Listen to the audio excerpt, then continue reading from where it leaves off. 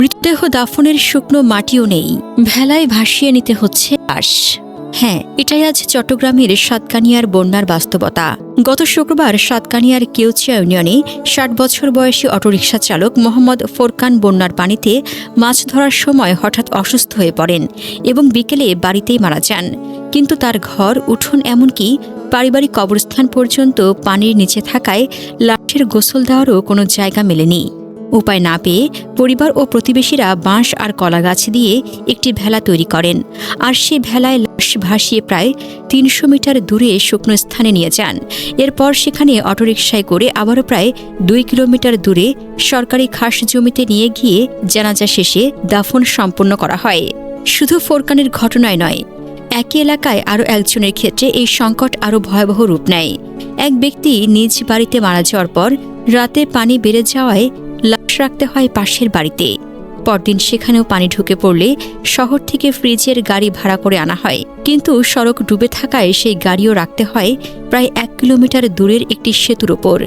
স্বজনরা কোমর সমান পানি মারিয়ে লাশ সেই ফ্রিজারে পৌঁছে দেন এবং বন্যা পরিস্থিতির উন্নতির অপেক্ষায় থাকেন দাফনের জন্য। পাশের বাঁশখালী উপজেলাতেও একই দুর্দশা দেখা গেছে। বাহারছড়া ইউনিয়নে বাড়ির সামনে খেলতে গিয়ে পানিতে ডুবে ২ শিশুর মৃত্যুর পর তাদের দাফনের জন্য কোনো শুকনো জায়গা মেলেনি। শেষে কিছুটা উঁচু একটি পুকুর পাড়ে কবর দিতে হয়। সাতকানিয়ার বাজালিয়া ইউনিয়নে আবার ঘটে আরেক মর্মান্তিক ঘটনা।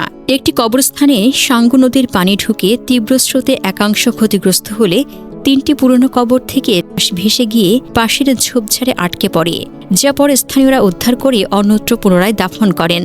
সাতকানিয়া পৌরসভায় ২ বছরের এক শিশু পরিবারের অগোচরে বাড়ি থেকে বেরিয়ে বন্যার পানিতে ডুবে মারা যাওয়ার ঘটনাও ঘটেছে। মৃত্যুর সংকটের পাশাপাশি জীবিতদের অবস্থাও করুণ। রান্নাঘরে পানি ঢোকায় বহু পরিবার দিনের পর দিন চুলা জ্বালাতে পারছে না। কেউ আশ্রয় নিচ্ছেন আত্মীয়র বাড়িতে, কেউ আশ্রয় কেন্দ্রে, আবার অনেকে ঘরের টিনের চালে বা কোনো মতে এক টুকরো উঁচু জায়গায় বসে অসহায়ভাবে আকাশের দিকে চেয়ে আছেন পানি নামার অপেক্ষায়। সবচেয়ে ক্ষতিগ্রস্ত কেউচিয়া সহ বিভিন্ন ইউনিয়নে সেনাবাহিনীর সদস্যরা 4টি ইঞ্জিন চালিত বোট নিয়ে উদ্ধার অভিযান চালাচ্ছেন, যেখানে অগ্রাধিকার দেওয়া হচ্ছে বয়স্ক, নারী, শিশু, অসুস্থ ও প্রতিবন্ধী ব্যক্তিদের নিরাপদ আশ্রয়কেন্দ্রে সরিয়ে নেওয়া। সেনাবাহিনীর পাশাপাশি উপজেলা প্রশাসন, ফায়ার সার্ভিস, নৌবাহিনী, কোস্টগার্ড, জনপ্রতিনিধি ও বিভিন্ন স্বেচ্ছাসেবী সংগঠন যৌথভাবে উদ্ধার ও ত্রাণ কার্যক্রম চালিয়ে যাচ্ছে। চট্টগ্রামের জেলা প্রশাসক মোহাম্মদ জাহিদুল ইসলাম মিয়া জানিয়েছেন, ত্রাণ মন্ত্রণালয় ও প্রধান উপদেষ্টার কার্যালয় থেকে পাওয়া প্রায় ৪০ লাখ টাকার শুকনো খাবার ইতিমধ্যে কিনে বিতরণ করা হয়েছে। পাশাপাশি ২০০ মেট্রিক টন চাল দেওয়া হয়েছে এবং নতুন বরাদ্দ দ্রুত পৌঁছে দেওয়া হবে।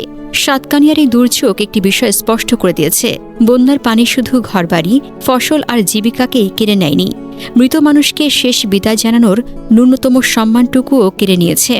যতক্ষণ না পানি নামছে ততক্ষণ এই এলাকার মানুষকে হয়তো আরও এমন হৃদয় বিদারক দৃশ্যের সাক্ষী হতে হবে।